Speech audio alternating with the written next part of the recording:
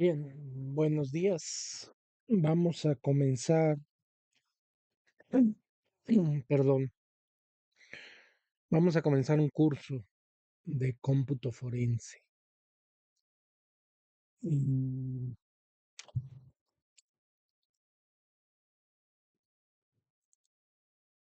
Es decir, el cómputo forense es una disciplina técnico-legal, ¿sí? Que procesa evidencia forense, en este caso,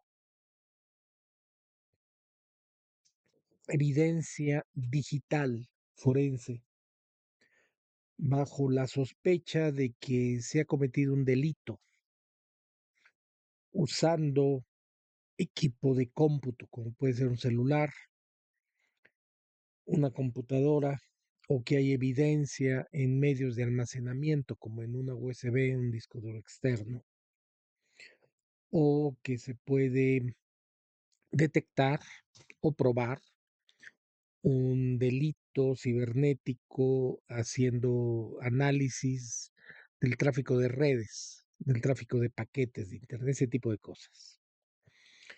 Entonces, en esta primera sesión vamos a partir del hardware y el software, eh, pero los vamos a revisar bajo la óptica del cómputo forense. Tenemos un mapa conceptual, lo hemos dividido, ¿sí? Informática y computación. Normalmente la informática está más encuadrada hacia el software y la computación más encuadrada hacia el hardware. Pero bueno, en términos de hardware, nos interesa revisar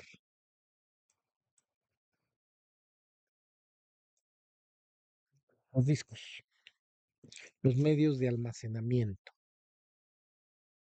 ¿sí? Y los discos o medios de almacenamiento podríamos ponerlo en discos duros, discos de estado sólido y memorias USB. Vamos a buscar alguna imagen, pistas, cilindros, discos duros, a ver, alguna imagen. Ok. Ujú. A ver esta. A ver si aquí está más grande.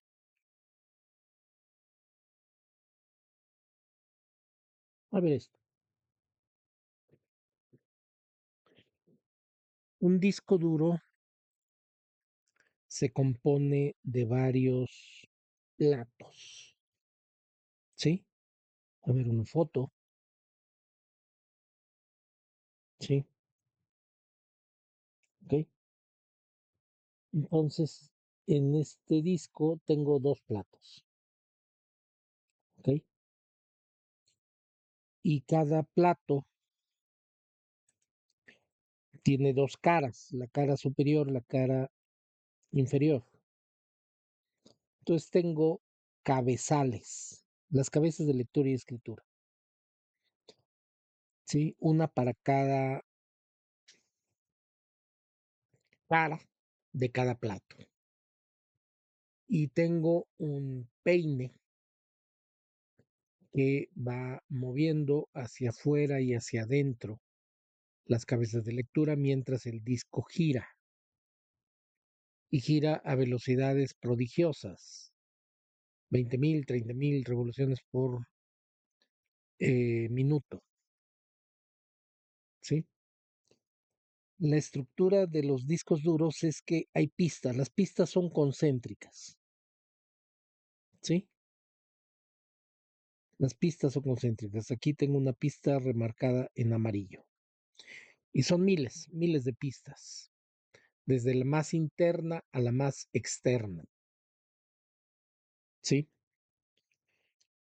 y luego tengo sectores que son como rebanadas del disco, rebanadas de un pastel, ¿ok? Entonces, la intersección entre un sector y una pista, bueno, sí, es eh,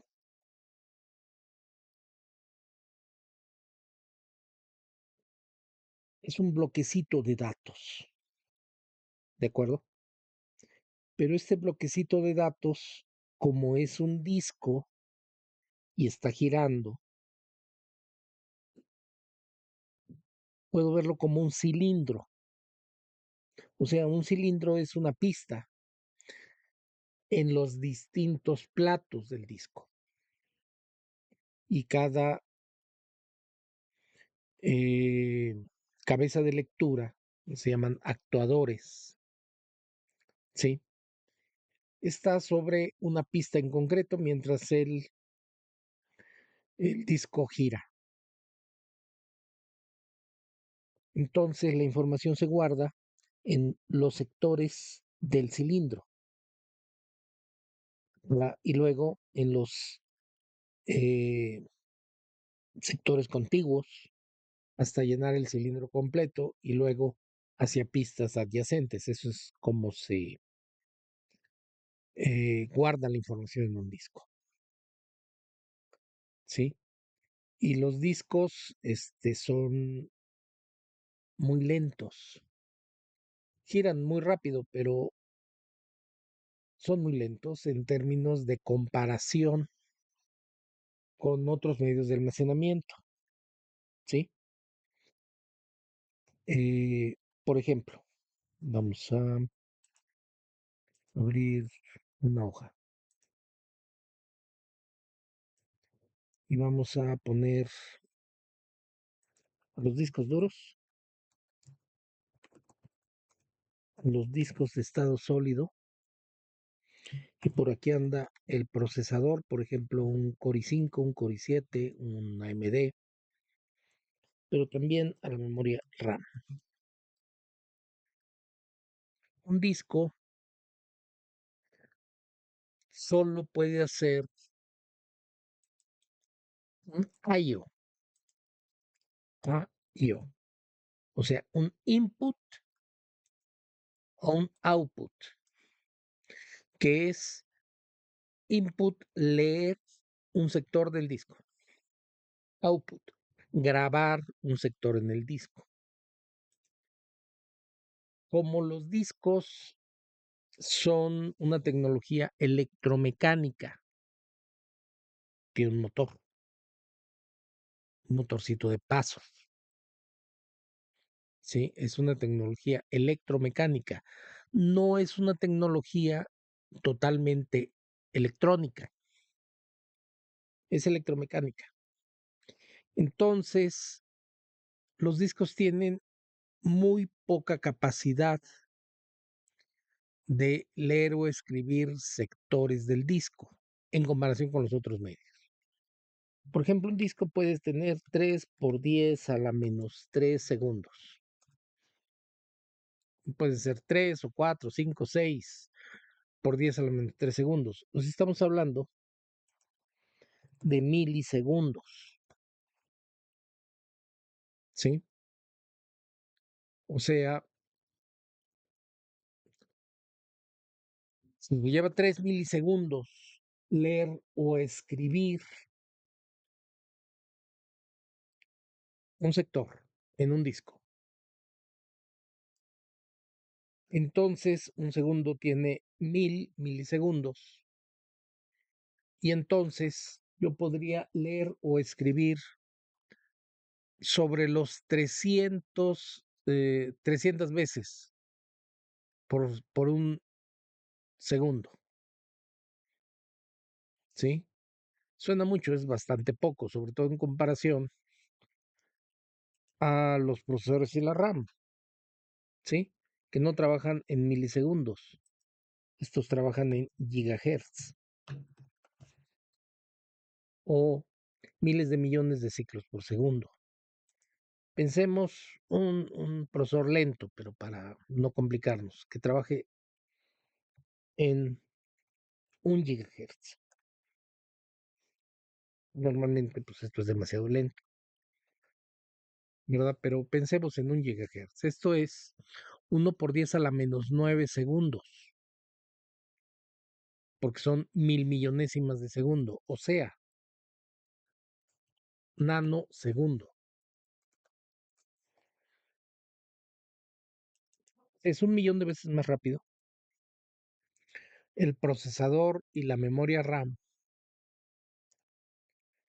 que los discos duros, que trabajan en milisegundos.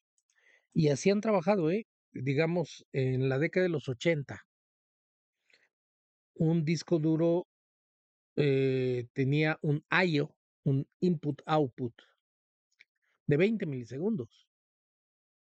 O sea, en 45 años, pues hemos llegado a 3 milisegundos, de 20 a 3. Claro, el disco duro en la década de los 80, 1983, 84, donde además casi ninguna computadora tenía disco duro, por lo menos computadoras personales que casi no existían. Era un disco de 20 megabytes, ¿ok? Nada, nada. Un archivo en la actualidad, pues, es normal que pese más de 20 megabytes, mucho más.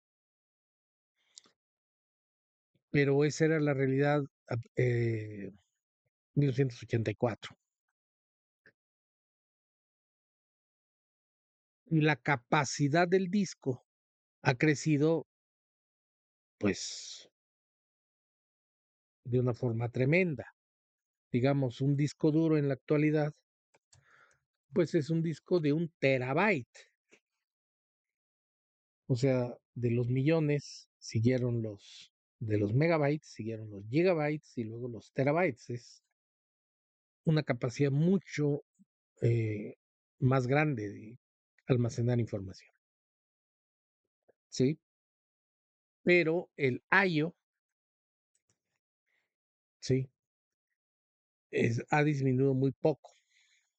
Entonces, el disco duro es la pieza más lenta de un equipo de cómputo. Claro, ¿esto cómo se resuelve? Vamos a buscar mainframe, imágenes, con pasillos, ¿sí? Pasillos. Algunos de estos pasillos tienen procesadores, otras memoria RAM, pero hay muchos discos, mucho medio de almacenamiento. Entonces divido el trabajo en una gran cantidad de discos, ¿sí? Así es como funciona, ¿ok? Así es como funciona, pero en términos de computación personal, ¿sí? El I/O sigue siendo, vaya, el disco duro es la parte más lenta. ¿Qué pasa con los discos de estado sólido? Por ejemplo, un disco de estado sólido puede tener 2 por 10⁻⁵ y ya no tengo un nombre para esto, por lo menos no un nombre popular. Tengo decenas de segundos, centenas de segundos, milésimas de segundo, pues decían 10 milésimas, 100 milésimas de segundo. Ok, puedo decir 100 milésimas de segundo, 100 milésimas segundo.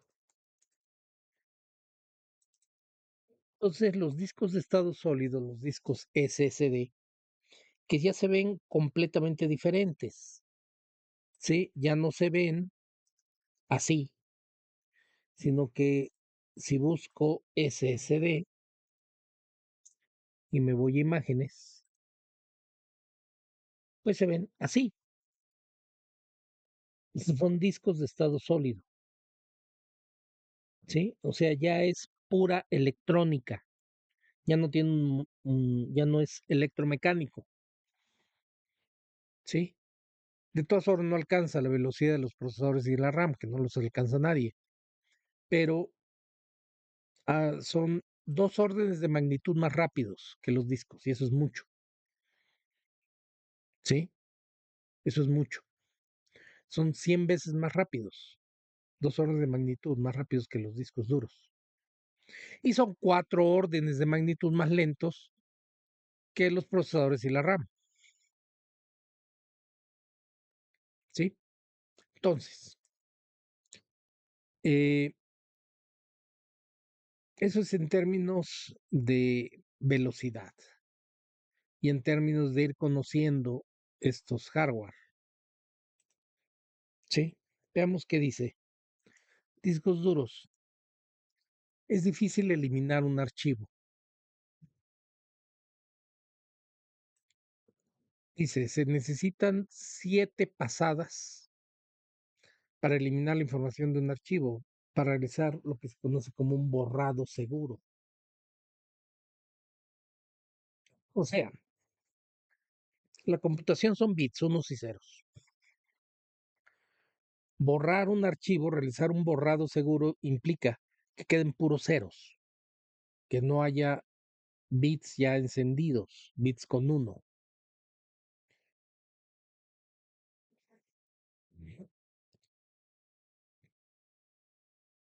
Pero la complejidad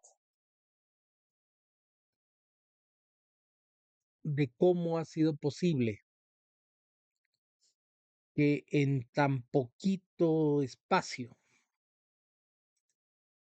¿sí? Pueda yo meter 1 terabyte de datos, que son pocos centímetros cuadrados, y la cantidad de información en los discos actuales es abrumadora, ¿sí? Ahora mismo en este equipo tengo un disco de estado sólido de medio tera, que es lo normal en lo que se vende en las computadoras hoy en día. Y tengo un disco externo de 4 terabytes, ¿sí? Porque pues no me alcanza mi medio tera. Entonces tengo que guardar el grueso de la información en disco duro, ¿sí? Eh, pero vaya, ¿cómo es posible que se haya logrado guardar tal cantidad de información? Y esto tiene que ver con que son capas tridimensionales. Toda la tecnología electrónica es tridimensional y es alucinante. Un transistor en un procesador, en una RAM, se hace con una docena de átomos. Y además, el material básico de la electrónica es el silicio. Ok, pero se construye con semiconductores y es ensuciando el silicio, metiéndole componentes, ¿sí? Otros elementos químicos de una forma absolutamente precisa. Esto es difícil de creer lo lejos que la tecnología llegó, ¿sí? Es difícil de asumirlo porque utilizamos eh, o se construyen los componentes electrónicos en nanómetros, o sea, 10⁻⁹metros, escalas atómicas, pues estrictamente atómicas. Y además tienen cierta redundancia para que tener una confiabilidad pues muy grande en la tecnología. El asunto es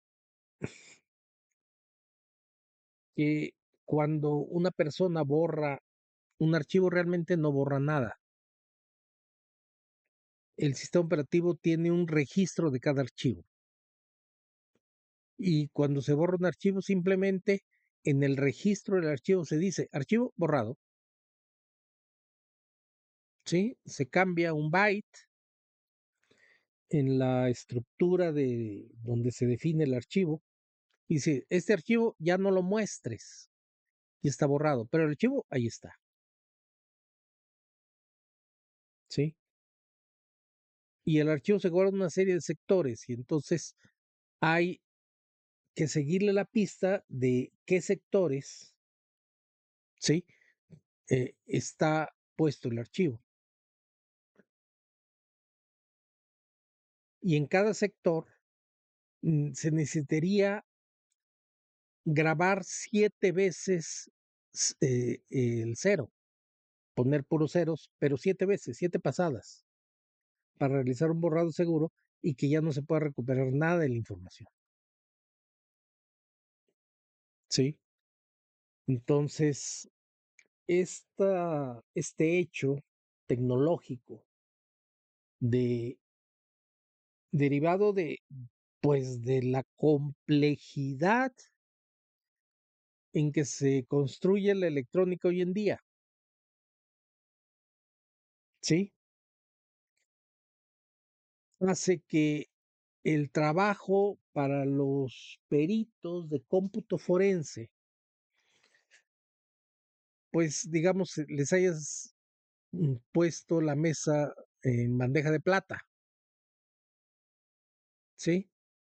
Como si se hubiera, en el diseño del hardware, el objetivo hubiera sido facilitar la demostración de delitos informáticos. Pero esto no fue así. O sea, la tecnología tiene su derrotero, sus necesidades, su historia, su evolución. Y la gente que hace la tecnología, pues necesitaba empacar cada vez más información en el mismo espacio y necesitaba que esa información fuera confiable. Entonces, ¿cómo lo lograron? Es tremendo. Hay un libro que se llama Magia en la piedra. Es un libro muy bonito, ¿sí? Magia en la piedra.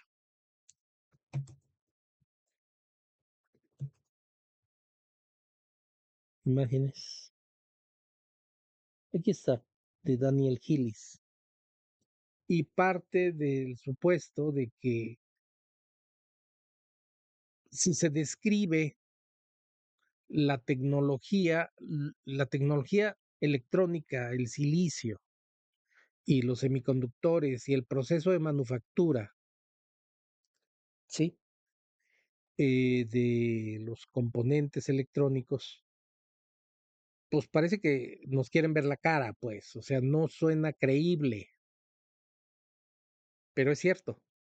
O sea, la tecnología de la computación avanzó hasta donde no se pensaba posible que fuera a llegar,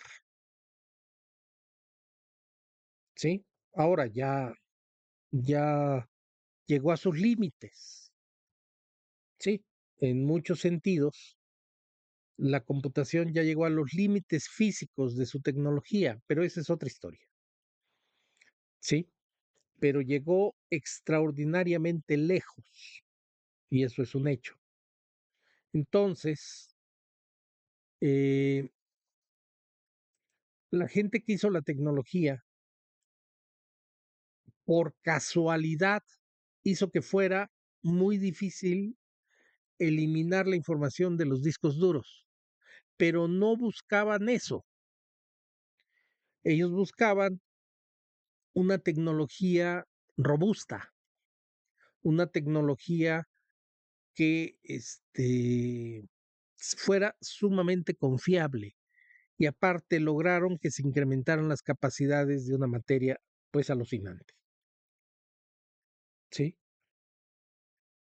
Pues es difícil, es verdaderamente difícil borrar la información en discos duros y se lleva bastante tiempo. Para borrar, por ejemplo, una USB de 8 gigas, depende si tienes un puerto USB uno, 2 o 3, que es, pues, es uno más lento, 3 más rápido, ¿no? Pero se puede llevar, digamos, entre 40 minutos y 3 horas. Borrar 8 gigas en un borrado seguro, donde efectivamente se garantice que todos los bits ahora son ceros. En un disco duro que tiene un tamaño mucho más grande, pues es más tiempo. Y eso hace que el borrado de datos sea muy difícil, verdaderamente muy difícil. Entonces, pues ahí está. Y la mesa está servida para la tecnología del cómputo forense. Pero si era difícil, bien difícil, borrar la información en discos duros, en los SSD simplemente no es posible borrar un archivo. Ya no es posible borrar un archivo. Es posible hacer un borrado seguro de toda la unidad, pero se lleva mucho tiempo. Pero un archivo ya no es posible borrarlo. ¿Por qué? Porque en los SSD se replica el historial de modificaciones del archivo en distintos sectores del disco. Y aquí tengo un par de vínculos. Vamos a abrirlo para ir entendiendo este punto. Esto ya lo cierro, esto ya lo cierro, esto ya lo cierro, esto ya lo cierro, esto ya lo cierro.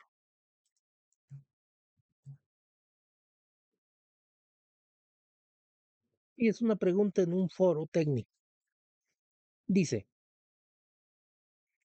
todos sabemos que los SSDs tienen un número limitado de ciclos de escritura, pero no conozco a nadie que se les haya acabado usándolos normalmente. Y ya pone un ejemplo. ¿Conoces a alguien que se le haya agotado un SSD alguna vez? Y dice, sí, lo he hecho en varias unidades desde 2011, realmente depende del uso, cosas que matan las unidades rápido. Puedes hacer el caché SSD. eh, bueno, mi primer SSD murió en 3 meses, ¿sí? Y aquí contesta otro que no puedo creer que Apple vendió un Fusion Drive de 1 terabyte con un SSD de 32 gigas en 2019 y ya fue el bobo que lo compró porque no le duró, ¿sí? Y luego dice, si tienes suerte, se pondrán en modo de falla de solo lectura, así que al menos podrás sacar tus datos. Tuvimos un SSD Intel en nuestro servidor que llegó al 1% de vida útil e hizo eso. Bueno, pero ¿por qué es esto? Y vamos al otro vínculo.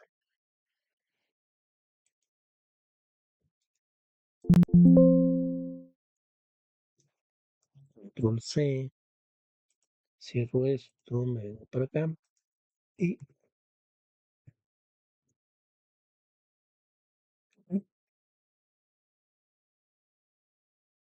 dice, ¿cuántas veces puedes escribir o sobreescribir un SSD antes de que su vida termine?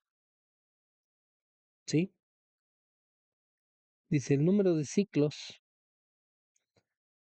de escritura varía dependiendo del tipo de flash, de memoria flash. Los SSD, como las USBs, como la memoria de los celulares, que son los la memoria NAND, son tipos de memoria flash. O sea, la tecnología base de la memoria flash, pero hay diferencias entre cómo ha ido evolucionando cada tipo de memoria flash.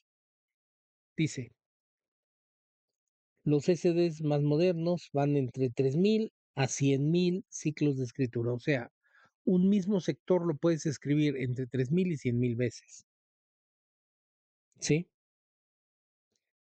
para prolongar la vida de un SSD, ¿sí? Los fabricantes usan algoritmos que distribuyen los datos sobre todas las celdas por el controlador. Esto ayuda a asegurar que todas las celdas de la memoria SSD sean trabajadas, entonces que no tengas algunos eh, bloques de información que agotaste su vida útil mientras tengas otros bloques de información que prácticamente no han sido usados.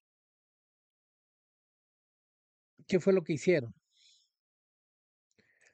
Lo que hicieron fue distribuir, vaya, leo un archivo, ¿sí? Entonces hago una copia de la memoria flash, en este caso del SSD, a mi memoria RAM. Pensemos que es un archivo de Word, pero este archivo le voy haciendo modificaciones y por lo menos yo estoy acostumbrado a grabar frecuentemente.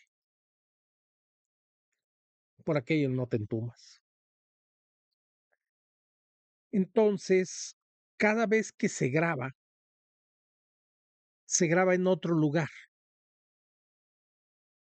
de forma que se va barriendo la superficie del disco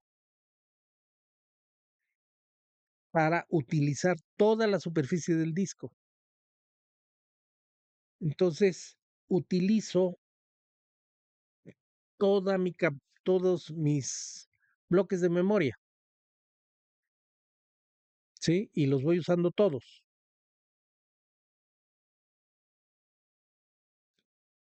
Y esto sucedió por esta circunstancia. Realmente se necesitaba velocidades en medios de almacenamiento que fueran superiores a los discos duros. Y los SSD eran superiores, eran 2 órdenes de magnitud más rápidos, pero tenían una limitación. Se podían escribir relativamente pocas veces, ahí habla de 3000 veces, un espacio de memoria de disco duro, digo, de disco de estado sólido.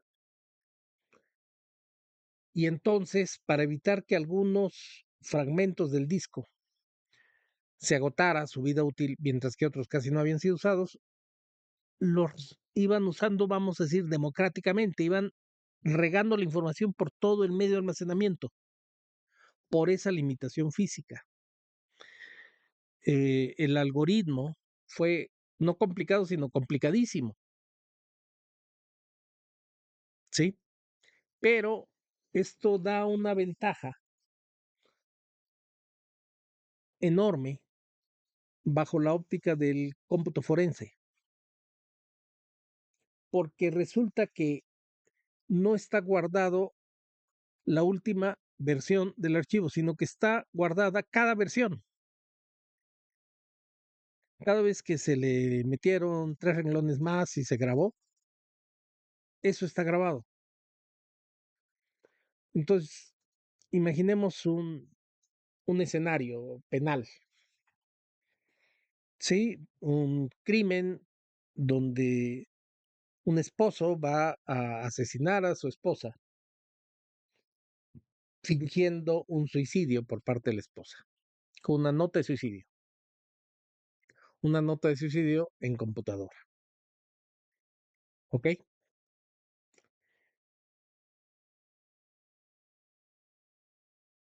El perito de cómputo forense podría determinar todo el historial de la nota de suicidio, pero no solo eso, podría determinar qué usuario estaba activo en un equipo cuando se estaba escribiendo cada versión de esa nota de suicidio y cómo fue evolucionando y si se grabó 30 veces, las 30 veces están. y se puede entonces demostrar sin lugar a dudas, ¿sí?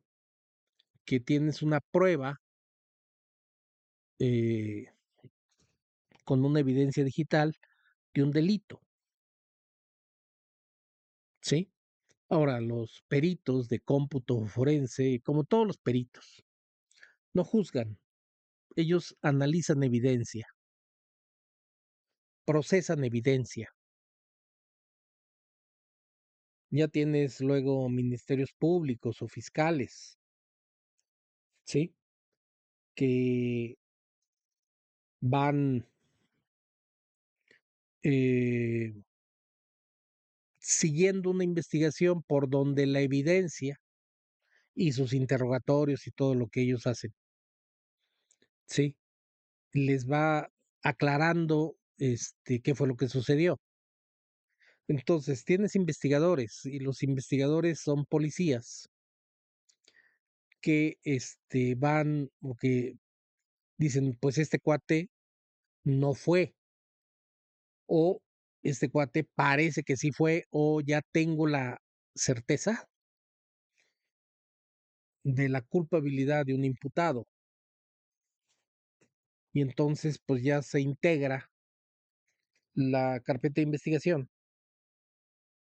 Sí, se llega a las conclusiones, que insisto, las conclusiones, el perito forense de cómputo forense o perito de cualquier otro tipo de evidencia, llega a conclusiones con respecto a su evidencia y dice, se hizo esto, se encontró esto, pero ya el policía investigador, pues ya le da sentido y lo encuadra en el conjunto del caso. Y esto finalmente llega con un juez que ya determina la inocencia o culpabilidad,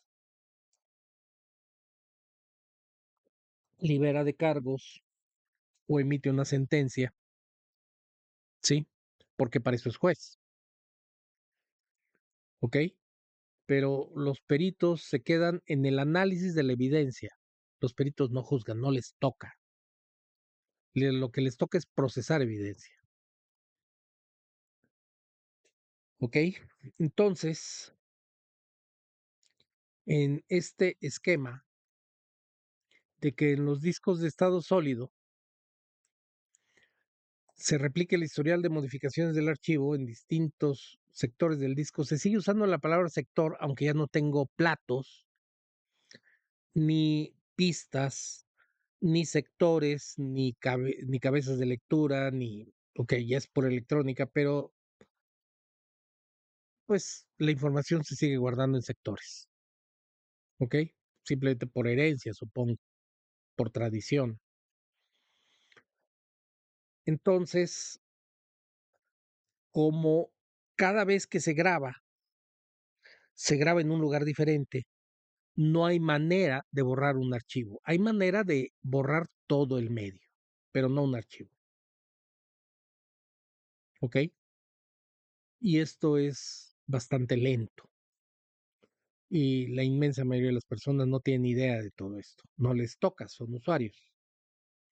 Este es un curso para peritos, para gente que anda en esta frecuencia del cómputo forense. ¿Ok? Curiosamente, la tecnología evolucionó.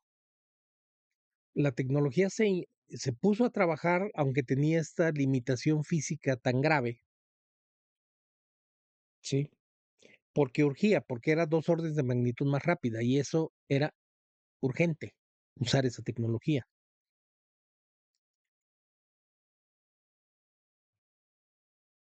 Pero el número de veces que se podía grabar en un sector de un SSD fue creciendo, y creciendo, y creciendo, y creciendo, hasta el punto en que ya la cantidad de veces que se puede escribir rebasa en mucho la posibilidad de que se físicamente se escriba en un sector.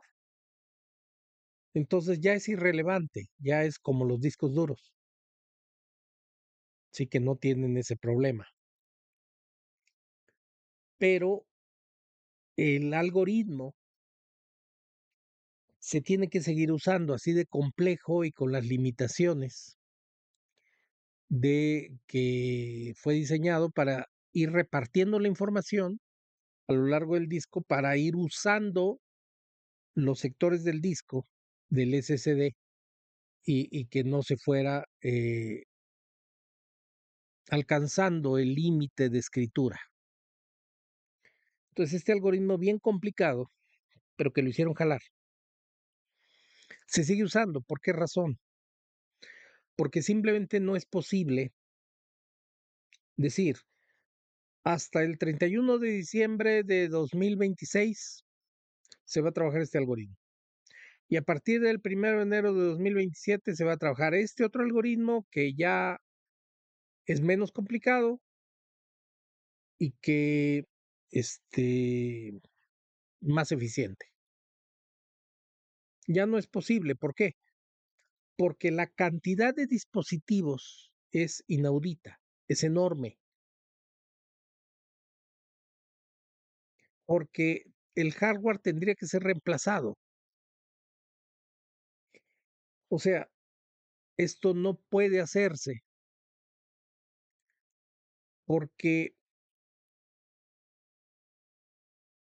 se necesitaría, porque no tendrías compatibilidad hacia atrás, ¿ok? Y tú necesitas que toda la tecnología que está ejecutándose en este momento se siga pudiendo ejecutar. Eso es indispensable, ¿ok? Tal vez en un futuro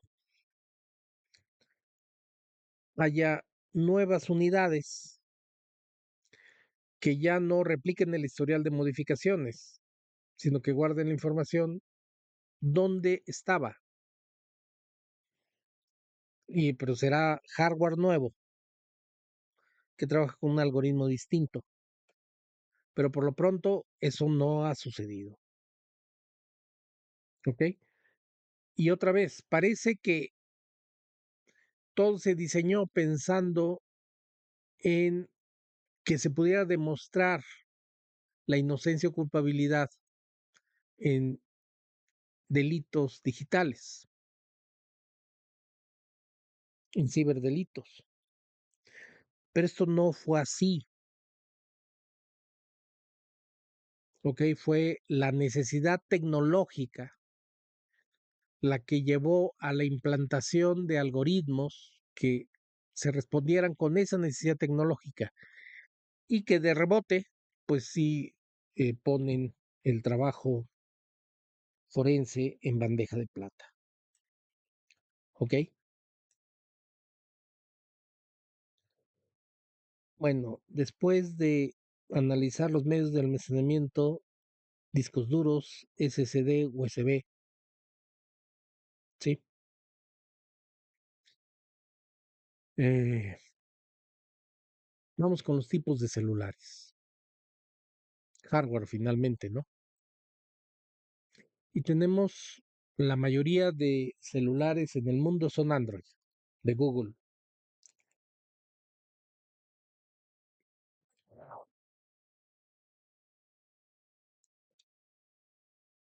pero también hay iPhone y hay un nuevo jugador que es Huawei. Resulta que Huawei es el principal proveedor de equipo de redes de Internet. Así. O sea, la infraestructura que hace funcionar el Internet, en primer lugar, es de marca Huawei. Entonces, es una empresa líder definitivamente en equipos de redes y pues es una empresa de lo más relevante por esa razón. Pero ya tienen sus celulares marca Huawei que comenzaron siendo Android, pero que han ido alejándose del Android porque son tan grandes que no necesitan seguir a Google. Ellos pueden seguir su propio derrotero. Los iPhone, la gente de Mac siempre se ha ido por la libre y siempre para ellos ha sido indispensable hacer las cosas de una manera diferente. Todo es distinto en iPhone o en las máquinas, pues, de Apple,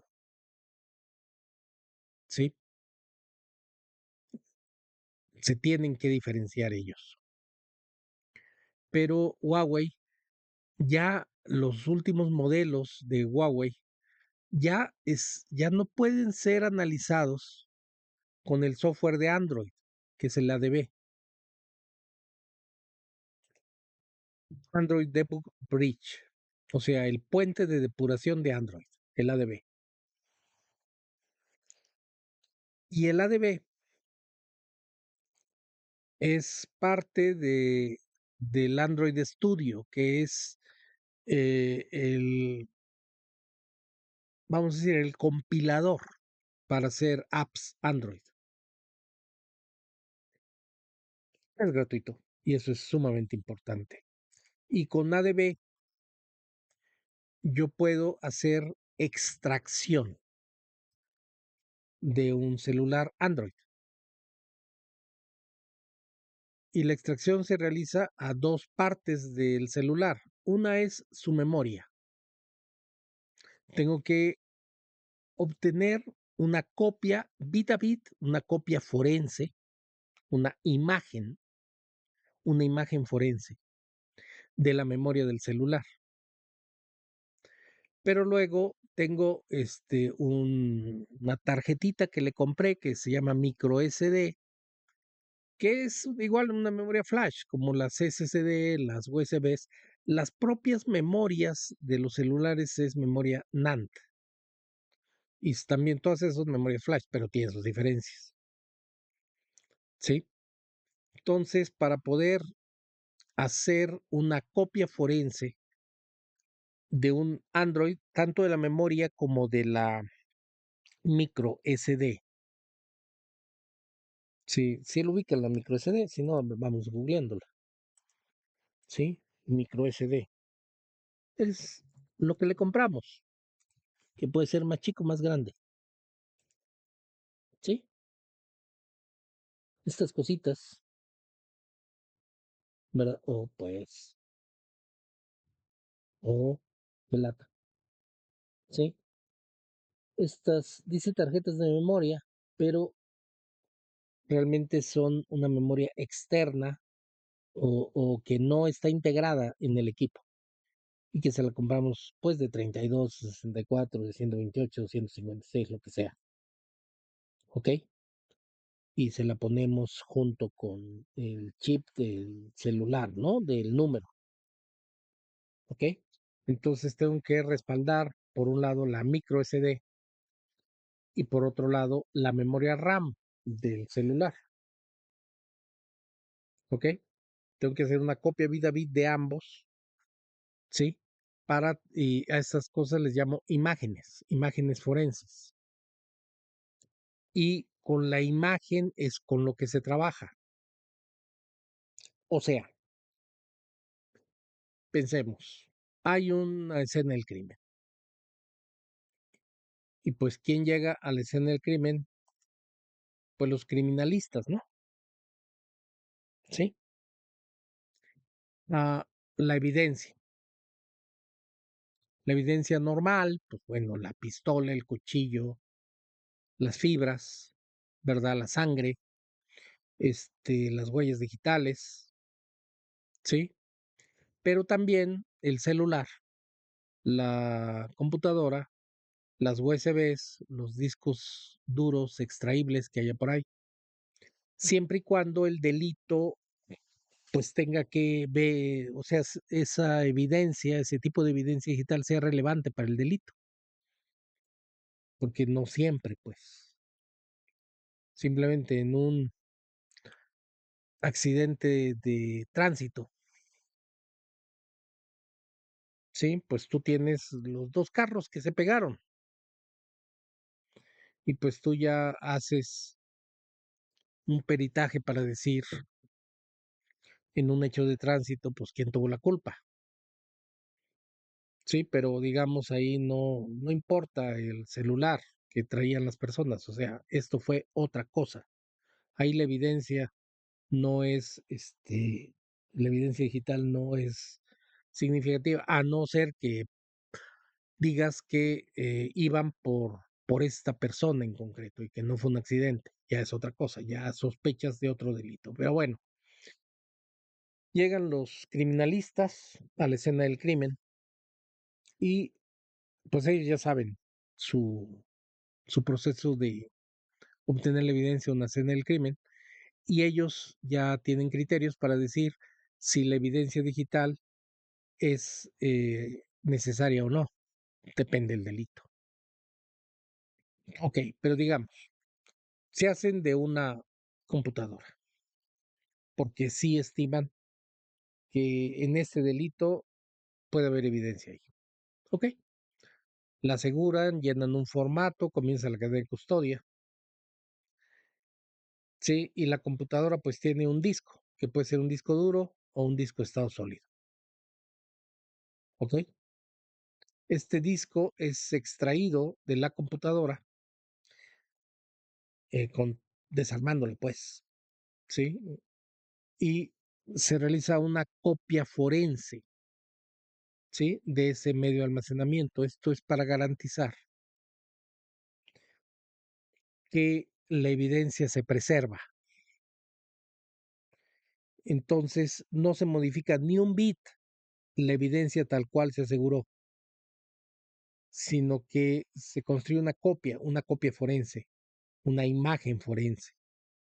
Y con esta imagen forense que es absolutamente exacta a la evidencia asegurada, es con la que se trabaja, ¿de acuerdo?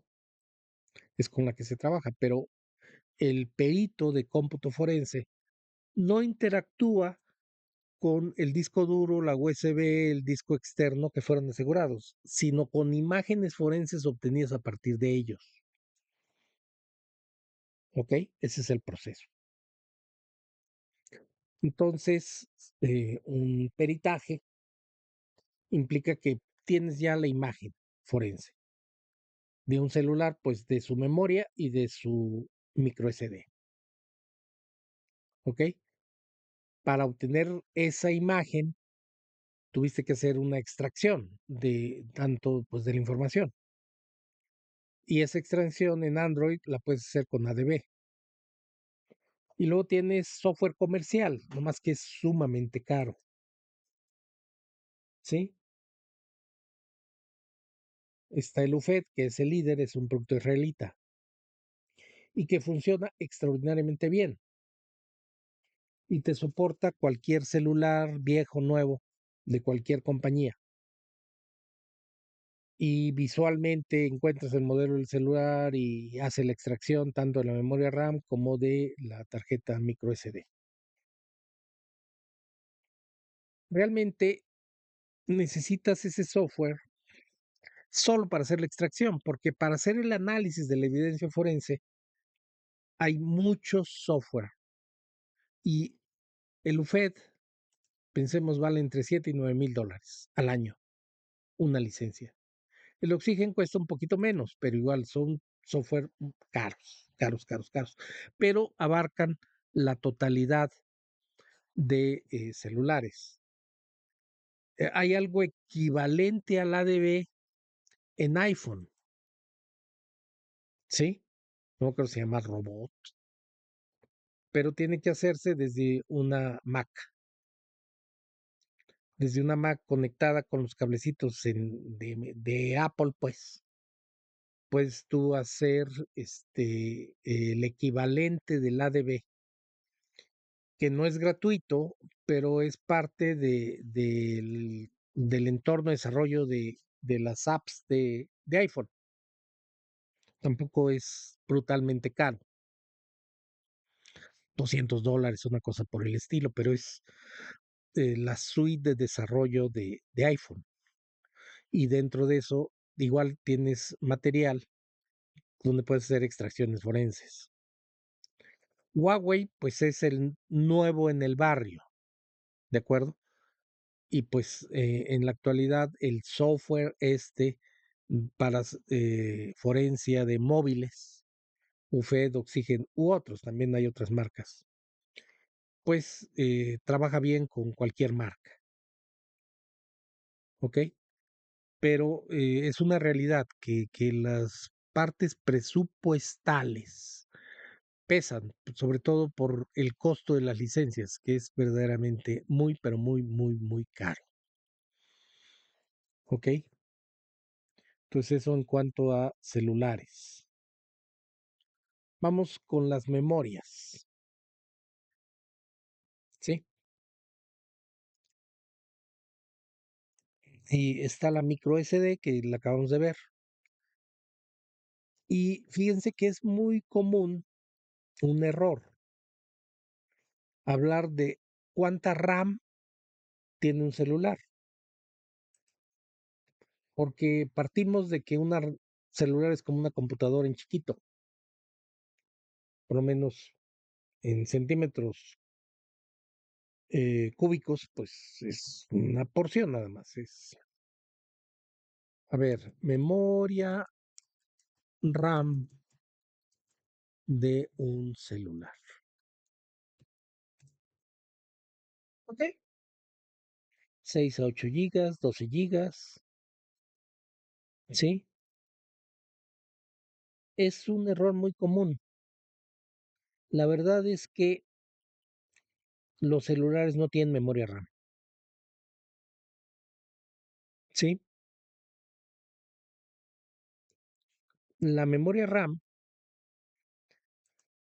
tiene la característica de que la información solo permanece mientras la memoria está energizada. En el momento en que yo apago la máquina, la memoria, el contenido de la memoria RAM se pierde,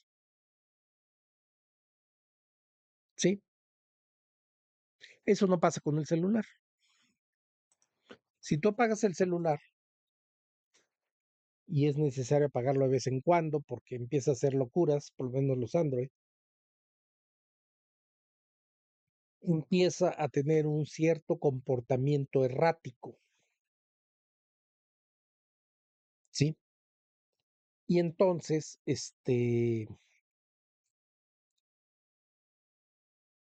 pues la solución es apagar el celular y volverlo a encender y muchas veces ya se comporta de mejor manera, ¿sí? Lo mismo hacemos con las computadoras, la verdad. Es un, es una barbaridad que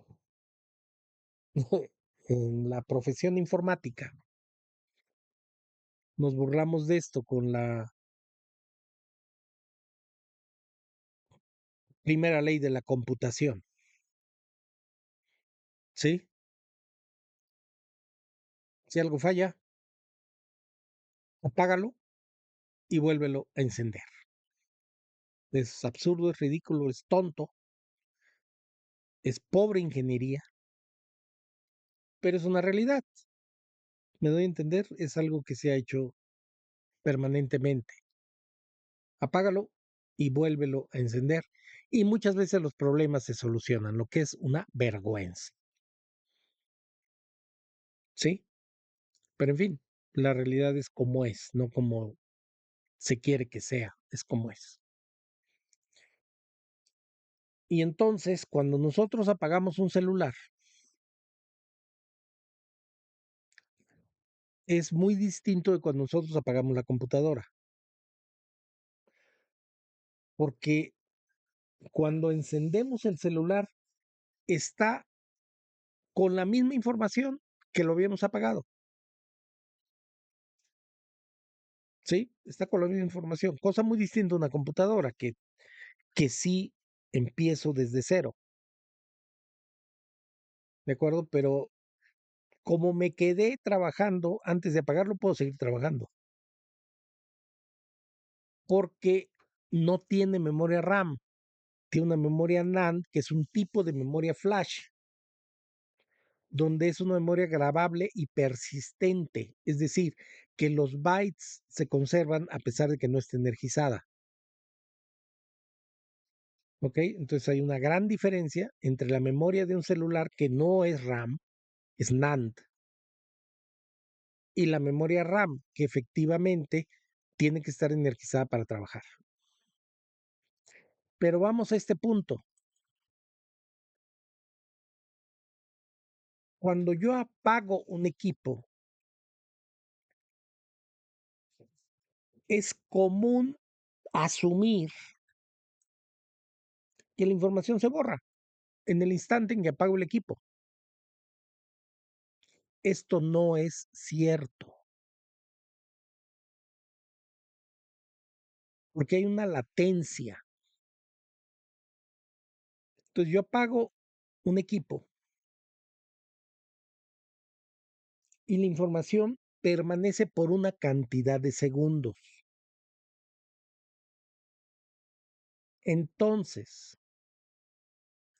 es posible mover los bancos de memoria RAM de un equipo asegurado a un equipo forense. ¿Para qué? Para eludir la contraseña desconocida que me exige la máquina que está asegurada, que está encendida, pero que no me deja hacer nada sin meter la contraseña.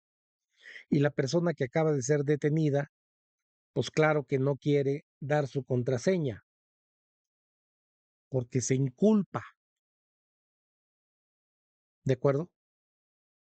Entonces, si la persona no quiere dar su contraseña, pero yo tengo un equipo prendido en un delito donde sacar una copia forense de la memoria RAM es algo que interesa para el delito. Entonces, ¿qué es lo que hago?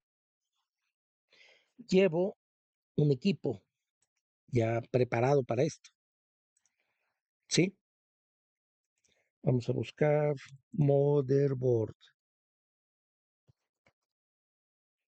Vamos a ver imágenes. Algo como este. Este me gusta. ¿Por qué? Porque tiene 3 bahías para la memoria RAM. La mayoría, no, la mayoría tienen 2 bahías. ¿Están de acuerdo? Sí. Hay algunos que inclusive tienen una sola bahía. Pero hay bahías que tienen, digo, Mother que tienen más bahías. Bueno, aquí tengo 2 de este tipo, 3 de este otro. Bueno, busco alguna, este, algo que me convenga, ¿sí? Sí hay mothers que soportan varias bahías de memoria RAM. Entonces, llevo la memoria RAM del equipo forense. Le quito los tornillos al equipo que estoy asegurando, ¿sí? La apago, la desconecto, ¿sí? Inmediatamente tomo la memoria RAM y la pongo en las bahías, ¿sí? De el equipo forense, ¿ok? La pongo en las bahías del equipo forense. Y entonces, esta, por ejemplo, esta está buena, porque tiene aquí, estas son las bahías de la memoria RAM y tengo 3, ¿sí? Entonces, y arranco la computadora. En el momento en que arranco la computadora, se energiza todo lo que está conectado a ella, pues literalmente a la velocidad de la luz, 300.000 kilómetros por segundo. Como se energiza esa memoria RAM, ya no pierde información, porque la información se pierde durante una cantidad de tiempo a partir de que está apagada. ¿Sí? Entonces la desconecto, quito la memoria, lo pongo en otra memoria que está apagada, la enciendo y rápidamente se va a energizar esta memoria RAM que extraje de una computadora asegurada. ¿Sí? Y entonces el arranque, pues va a hacerse, el arranque en la computadora forense, pues se va a hacer con la tarjeta que tenía ya puesta, que es la primera. Y las otras dos, tengo la información de la máquina que fue asegurada. Y entonces, usando un software que se llama Volatility, Volatility Forense. Aquí está. ¿Sí? Usando el Volatility. Ujú, con una fundación, software libre. ¿Sí? Usando este software, ya hago una copia forense de una memoria RAM asegurada. O sea, esto se puede hacer porque hay un pequeño marco de tiempo donde la información se preserva, ¿sí? A pesar de que ya no está energizada la memoria RAM. Ojo, hay otro efecto en esto. ¿Cuántas veces ustedes apagan la computadora, inmediatamente ven que ya se apagó e inmediatamente la encienden? Es lo normal, ¿no? También es lo normal que haga un delincuente, porque va a partir del supuesto falso de que en el instante en que se apaga la computadora ya se perdió la información de la memoria RAM. Y eso no es cierto, necesita pasar cerca de un minuto. Y un minuto me alcanza perfectamente para hacer la operación que les platiqué. Pero también, si yo la apago y la enciendo, entonces sobre la información que tenía, arranqué, pero la información que tenía ahí está. Y entonces puede haber evidencia en una memoria de delitos anteriores, siempre y cuando la máquina no haya estado apagada realmente durante más de un minuto. ¿De acuerdo? ¿Sí? Entonces, estas son hechos, ¿sí? De la, del hardware que facilitan los trabajos del cómputo forense. Y otra vez, no es que los diseñadores de el hardware nos hayan puesto como su principal prioridad. Vamos a facilitarle la vida a los peritos de cómputo forense. No, son las características de la tecnología, ¿sí? Las características de la tecnología lo que nos permite hacer esto,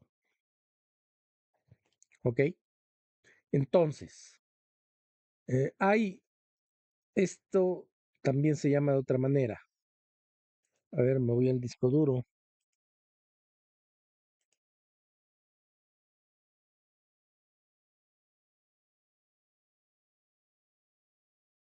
me voy a artículos, me voy a artículos de seguridad, artículos forenses de memoria RAM. Voy a abrir este y le voy a dar más tamaño Dice taxonomía y recorrido para obtener extracción de llaves que nos permita un acceso legal a datos encriptados de un tal Lindenmayer en un journal del ciber, ¿sí? En Ciencia Forense Internacional, Investigación Digital. Sí, es un artículo científico, ¿ok? Voy a buscar la palabra cult. Siguiente.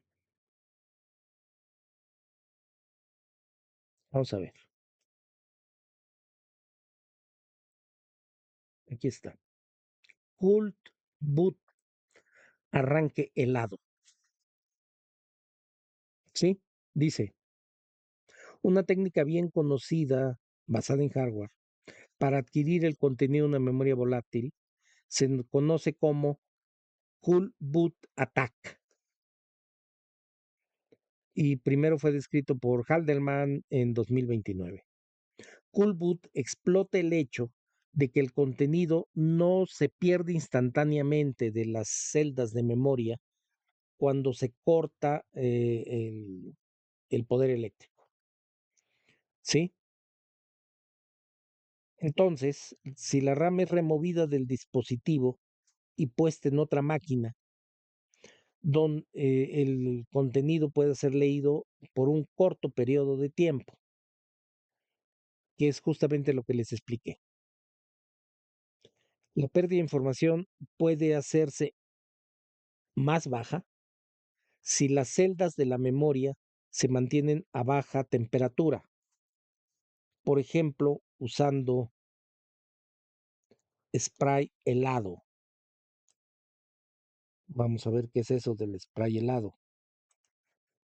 Vámonos a Amazon. ¿Sí? Y vamos a buscar este spray de nitrógeno líquido, pulverizador de nitrógeno líquido criogénico, 500 mililitros, 4,200 pesos. 6,800 pesos, 5,600, 5,180. Entonces yo puedo rociar una memoria con nitrógeno líquido. No más que esto es caro, ¿de acuerdo? Este es un depósito de nitrógeno líquido, un tanque de 4,700 pesos. ¿Sí? Esto es caro, pero digamos que llevo la memoria a unos 50 grados bajo cero. Y tengo también un mueblecito, un depósito que conserva esta baja temperatura de la memoria RAM. Entonces ahí lo meto y ya puedo llevar esta memoria helada, este, pues digamos a un lugar ya con instalaciones donde tengo mi laboratorio de cómputo forense. No más que esto está muy caro y los presupuestos pues no alcanzan para esto, ¿no? Y aparte, pues una cosa es hacer la inversión inicial, pero también tengo que recargar mis tanques con nitrógeno helado y se puede hacer, cuesta, ¿de acuerdo? Entonces, esto, por eso se llama Cool Boot Attack, porque es ataque de arranque helado. ¿Por qué helado? Porque pues, la memoria la congelé 50 grados bajo cero al rociarla con nitrógeno líquido. Está muy high tech, funciona y funciona muy bien. Y con esto retraso la pérdida del decaimiento de la información en una memoria RAM. Pero igual, con presupuestos más mexicanos, ¿sí? Yo puedo tener un equipo como este que tiene 3 memorias DIMM, ¿sí?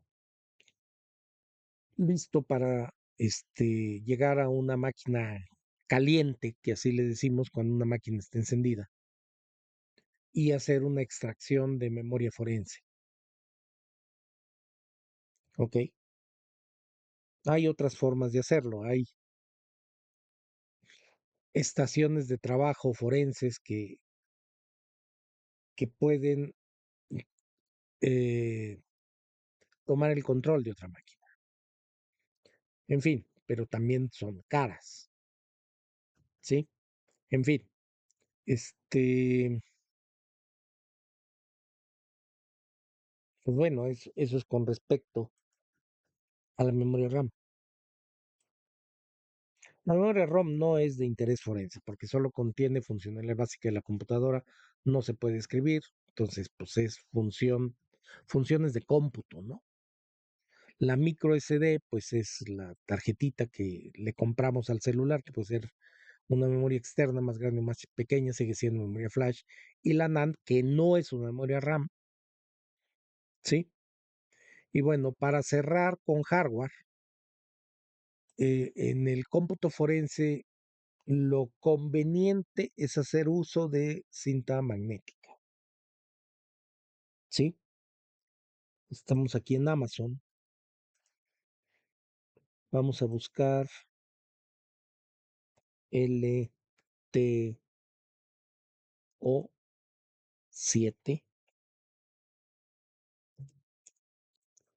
LTO7, a ver, ¿con eso?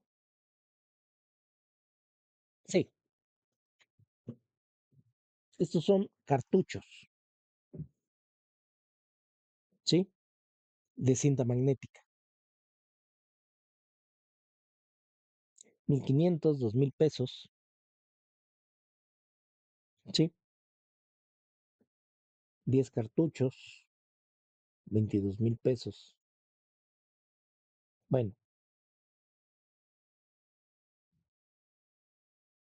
este vale 784 pesos, ¿ok? La cinta magnética, lo que pasa es que le cabe mucho, ¿sí? Y entonces, por ejemplo, esta es de 30 teras. 30 teras es un chorro. Son 30 discos duros de 1 tera o 60 discos de estado sólido de medio tera y cualquier cantidad de memorias USBs.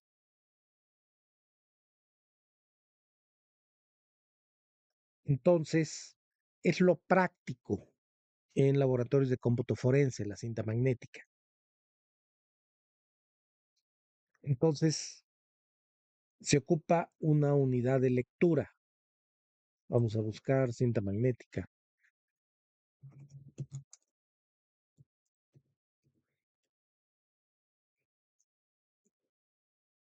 y a ver qué cosas nos pone si estamos en imágenes. Ajá, ajá, ajá. Bueno,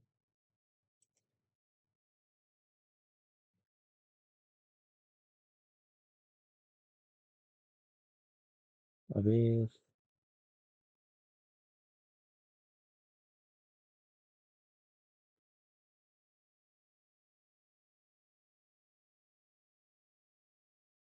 Este, aquí tengo un dispositivo, ¿sí? Donde aquí están 5 cintas magnéticas y otras 5 cintas magnéticas.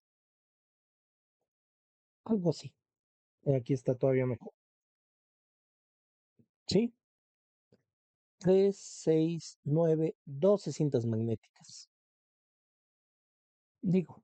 Y aparte, pues aquí tengo 1, 2, 3, 4, 5, 6, pero esto es demasiado. Pero con un aparato de estos puede funcionar perfectamente un laboratorio de cómputo forense. O sea, yo empiezo a llenar la cinta magnética ¿sí? Pues haciendo imágenes forenses de la evidencia digital, pues que vaya llegando a la sala de evidencias, al cuarto de evidencias. Normalmente es donde se hace este proceso. Se capacita al personal del cuarto de evidencia para que haga esto,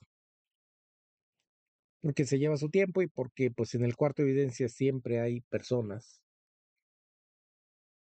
¿sí? Que están para y que no pueden salir de ahí, ¿sí? Entonces,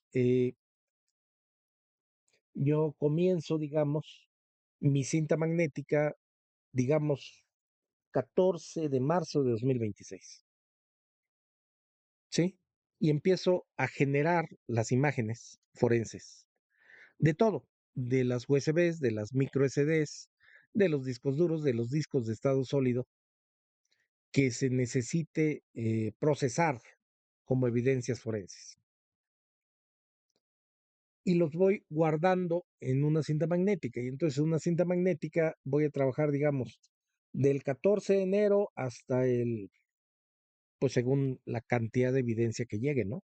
Del 14 de marzo hasta no sé, 5 de mayo fue lo que me alcanzó una cinta magnética,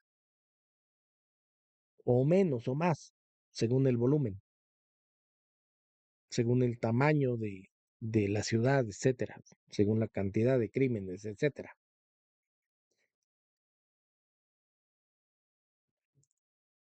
Y lo voy teniendo y lo voy procesando y la evidencia más vieja pues la voy metiendo pues a una caja fuerte, a un almacenamiento seguro, que eso los cuartos de evidencia pues tienen estas funcionalidades, ¿no? De almacenamiento seguro. Y pues ahí tengo toda la evidencia de todos los casos en los cuales se aseguraron medios o evidencia digital.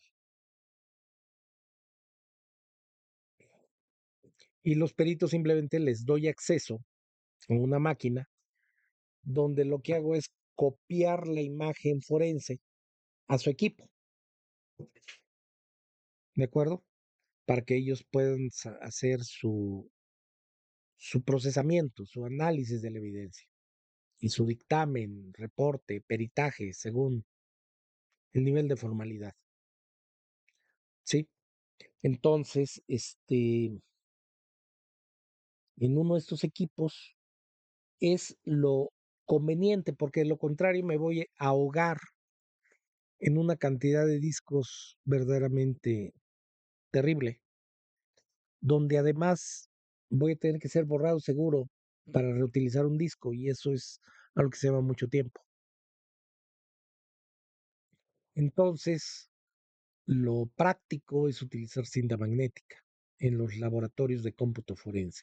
Aparte, es extraordinariamente estable. Yo puedo tener la certeza de que dentro de 20 años, si quiero leer una cinta magnética, la voy a leer y va a estar en perfecto estado. La información se mantiene perfectamente. ¿Ok? Entonces, la cinta magnética, que es una tecnología que, pues muchos usuarios consideran que es de siglo pasado, ¿no? Sí, que ya es una tecnología obsoleta. No, porque tiene una gran capacidad de almacenamiento. Entonces es sumamente práctica. Claro, hay una inversión inicial, pero después, pues nada más es el costo de las cintas. ¿Ok? Con eso terminamos una repasada del hardware bajo la óptica forense. Ahora vamos al software.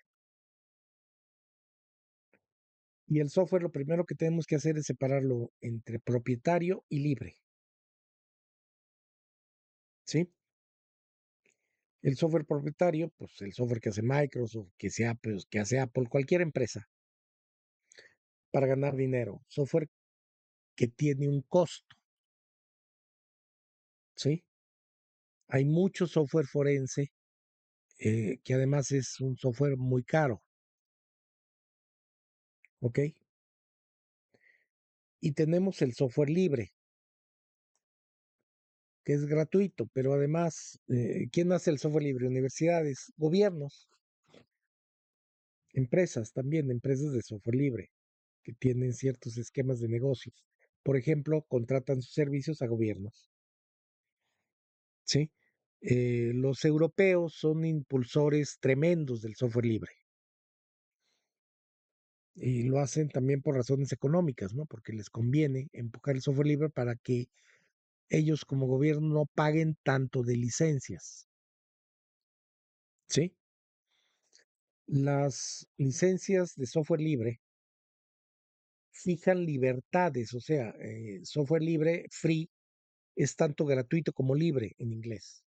Entonces hay libertades, por ejemplo, libertad de copia, mientras que el copyright restringe la copia. El principal objetivo del copyright es restringir la copia. El software libre permite la copia, ¿sí? También establece ciertas obligaciones a los usuarios. Sí, esto se puede aclarar, por ejemplo, aquí en esta pantallita que es con lo que cierro los cursos que subo a mi canal de YouTube. Esta es una licencia de software libre. Bueno, perdón, no de software libre, porque esto es un video de un curso, no es un software. Y entonces es una licencia CC Creative Commons. Creative Commons. Y hay una obligación y dos libertades. Una obligación es la obligación de atribución por Sergio Eyerbraque. O sea que no, que es ilegal que a este curso le quites que lo hizo Sergio Eyerbraque y pongas que lo hiciste tú o que lo hizo otra persona. Eso no se puede hacer porque está prohibido por la licencia. Se tiene que conservar la autoría, respetar la autoría del, del bien, pero es un bien público, no un bien privado. Y doy dos libertades, no comercial. Entonces, cualquiera puede tener copias de este curso, pero no puede cobrar por ellas. O sea, el acceso al curso no puede ser cobrado. O sea, las empresas estas que venden cursos no pueden tomar este curso del YouTube, de mi canal de YouTube, y ponerlas en Coursera, por ejemplo, y cobrar por ellas. No se puede porque la licencia lo prohíbe, porque el acceso al contenido tiene que ser sin cobro. Y la SA es trabajo derivado. Se permite el trabajo derivado.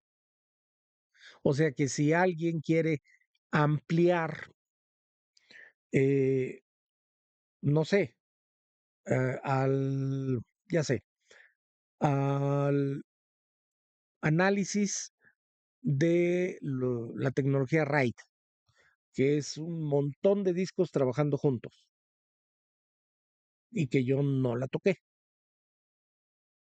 Pero alguien quiere hacer un video, continuación de este curso,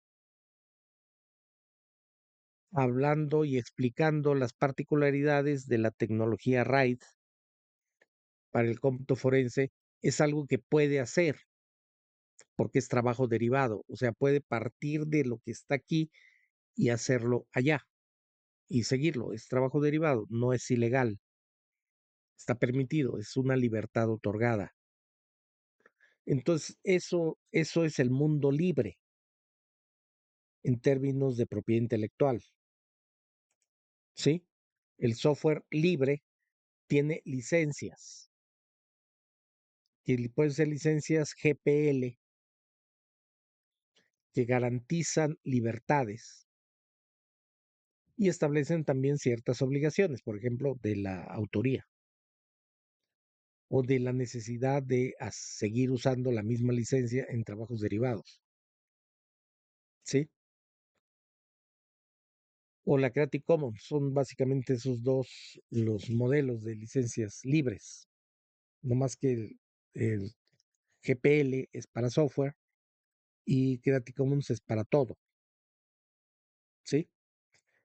Y aquí tenemos 4 software libres, ¿sí? El ADB, que es para hacer extracción de Android. Autopsy, que es un software general de cómputo forense. Hay, pero varios software generales de cómputo forense. Está el West Forensic, está el ProDiscover, está el FTK Mayer, hay varios, Registry Viewer, hay varios, en fin, hay muchos, pero son propietarios, cuestan. Nelson es el libro más importante introductorio al cómputo forense. El libro de Nelson dice que te prepares con $2,000 para cada software forense, ¿sí? Obviamente propietario.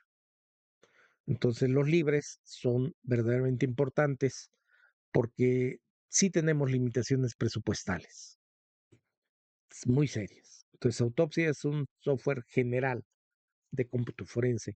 Wireshark es para hacer forencia de redes, análisis de paquetes Ethernet, flujo de paquetes.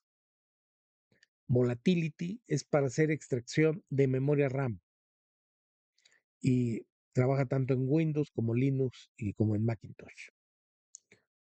¿Sí? Entonces aquí tenemos 4 software forenses, hay más, pero digamos, para ponerle importancia del software libre, pues en términos de que pues los presupuestos que tenemos son más bien limitados. Cerramos con sistemas operativos en la parte de software, ¿sí? Y comenzamos con el Windows, ¿sí? El Windows es medio paranoico, más bien es bien paranoico, y todo lo registra, y tiene una estructura que se llama el registry, el registro. Y dentro del registry hay 6 hives. Hive es colmena en inglés. No tengo ni la más remota idea de por qué le llamaron colmenas. Pero los gringos son tradicionalmente utilizan nombres, pues es parte de su estilo, ¿no? ¿Sí? Entonces le llamaron hives, colmenas. Y hay colmenas donde se registra todo. Por ejemplo, uno de los hives es de software, del software que está instalado en una computadora. ¿A qué horas se ejecutó? ¿Cuándo se dejó de ejecutar? ¿Cuándo se instaló? Todo se registra. Navegación. ¿Qué se hizo en el navegador? Todo se registra. Usuarios. ¿Qué usuario se firmó? ¿Qué usuario se autenticó? ¿Y qué hizo el usuario a lo largo de su sesión en el Windows? Todo se registra. ¿Por qué el Windows es tan paranoico? Porque es un sistema operativo terriblemente atacado por virus, por malware. Todos los días sale una barbaridad de bichos que tienen como destinatario a Microsoft, bien sea el Windows, bien sea el Office. Se lo agarran de su puerquito, pues. Y entonces, por su propia necesidad, han ido registrando todo para poder procesar a los atacantes del sistema operativo, ir generando rastros de evidencia. Esa es la razón. La razón ha sido, es muy particular dado el nivel de ataque que Microsoft recibe y que no lo recibe nadie más. Otra vez, pareciera que todo se hizo pensando en el cómputo forense, pero no, son otras las razones. De nosotros ni se acordaron. Luego viene el Linux y el Unix. Estos no son paranoicos, estos casi no registran nada y estos tienen niveles de seguridad mucho más altos. Entonces es más complicado y son las máquinas que utilizan los hackers.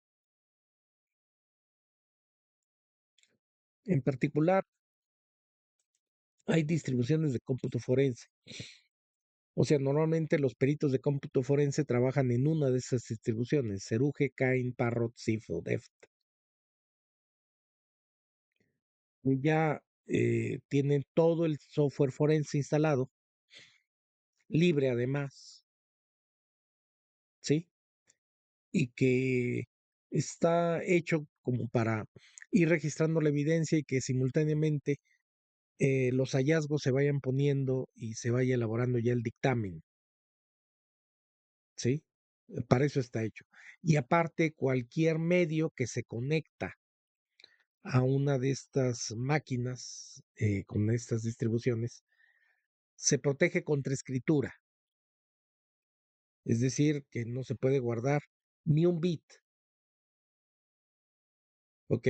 Yo tengo una USB, la metí en una distribución y pues ya no puedo escribir en ella porque la marcó de solo lectura. Tendría que entrar a la distribución y decirle, permite que se grabe en ella para que pueda yo grabar, ¿sí? En esa USB. Entonces todo lo protegen. ¿Por qué? Porque están garantizando eh, la evidencia forense, que no sea alterada. Entonces lo primero que hacen es proteger contra escritura cualquier cosa que les conectes. Y luego está todo hecho para que tú puedas hacer tu análisis forense, tu búsqueda, lo que quieras hacer. Y luego está el Kali Linux, que no es una distribución de cómputo forense, ni mucho menos. El Kali Linux puede ser muy bueno o muy malo, porque puede ser una distribución de seguridad o de inseguridad informática. Tiene una serie de software hecho para cometer delitos, tal cual. Pero también es una distribución muy usada por ingenieros de seguridad que son responsables de incrementar la seguridad en las organizaciones para las cuales trabajan. ¿Sí? Entonces el Kali Linux puede ser usado para seguridad informática o puede ser usado para cometer delitos. ¿Sí? Pero definitivamente no es una distribución de cómputo forense. ¿Ok? Y ya para terminar, el Android. Por alguna razón, no conozco la razón. En Android utilizan una base de datos que se llama SQLite.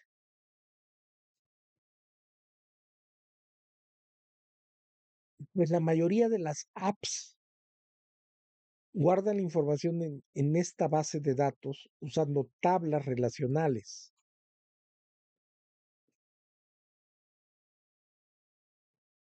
Entonces, cuando se hace una imagen forense, se tiene el archivo de SQLite que contiene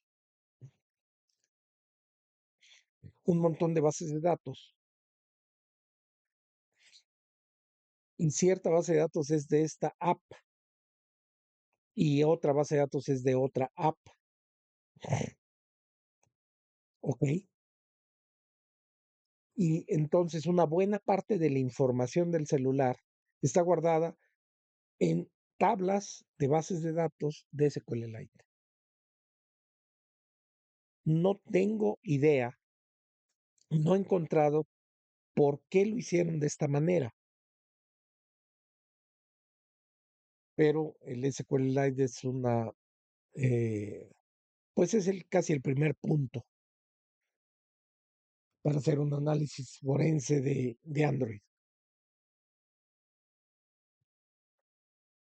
Ok, es algo muy peculiar de ellos. Bueno, le dimos una recorrida al hardware y software bajo la óptica del cómputo forense, como un primer video, sí, de un curso de cómputo forense que va a estar en mi canal Sergio Yerbrack Reload. Ese es el primer video, entonces explico por qué el reload. Hay otro canal de Sergio Yerbrack, pero yo no tengo acceso a él. Y no tengo acceso porque mi cuenta personal de Gmail, que tengo el password y la contraseña, mando un mensaje a mi cuenta personal de Yahoo para que me pueda autenticar, para que puedan entrar. Autenticación de 2 factores. Pero mi cuenta personal de Yahoo, que tengo mi login y password, cuando me quiero autenticar, mando un mensaje, un correo, a mi cuenta personal de Gmail. Entonces no puedo entrar a ninguna de las dos. Estoy en lo que en sistemas operativos se conoce como un abrazo mortal.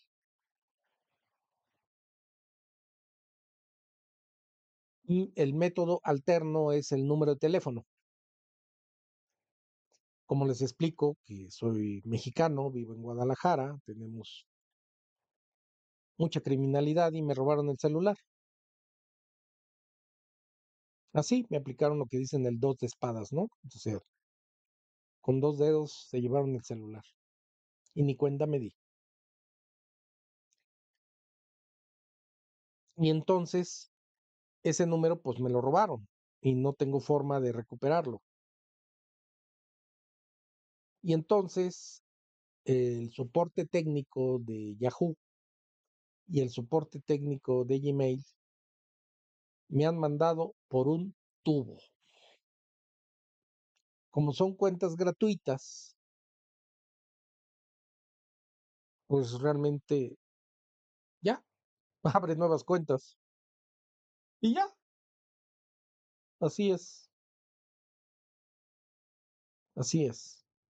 Entonces, con mi abrazo mortal entre mi cuenta personal de Yahoo y mi cuenta personal de Gmail, a ninguna de las dos de las cuales puedo entrar, pues tampoco puedo entrar a mi canal de YouTube. Y tampoco puedo entrar a mi cuenta de Amazon con mi cuenta de Kindle, donde tenía una serie de libros comprados, tenía contenido digital, pero la verdad es que no les importa. Eso es lo que me ha quedado más que claro, porque son cuentas gratuitas, ¿sí? No les interesa. Las cuentas corporativas, las cuentas de empresas, nombran un administrador, o sea, le dan capacidad a un ingeniero, ¿sí? De la organización para que él tenga autoridad y pueda resolver los problemas, ¿sí? Y entonces esta persona es la que soluciona los problemas de una organización. Pero si usas cuentas gratuitas y caíste en esta circunstancia, pues te friegas y ya. Porque a estos titanes pues no les importa, porque finalmente no estaban cobrando. Es la verdad. ¿Ok? Entonces, mi cuenta de YouTube, mi canal de YouTube, donde tenía 37 videos, pues los estoy subiendo a Reload. Básicamente porque no me quedó otro. y porque el soporte técnico, pues peor no podría ser, ¿ok? Entonces esa es la razón de que hay dos canales de Sergio Braque, el viejo al cual no tengo acceso y que voy a ir moviendo todos los videos, que eran 37 me parece. Sí, ya moví 6, pero he creado otros nuevos. Este es nuevo. Y voy a mover todos al nuevo canal en la medida en que vaya pudiendo, porque pues todo es tiempo. Entonces comenzamos un curso de cómputo forense. Espero que les sea de utilidad. Por su atención, gracias. Buenos días o tardes o noches, independientemente del día que sea. Suscríbase, dele like, comente y comparta. Muchas gracias por su tiempo.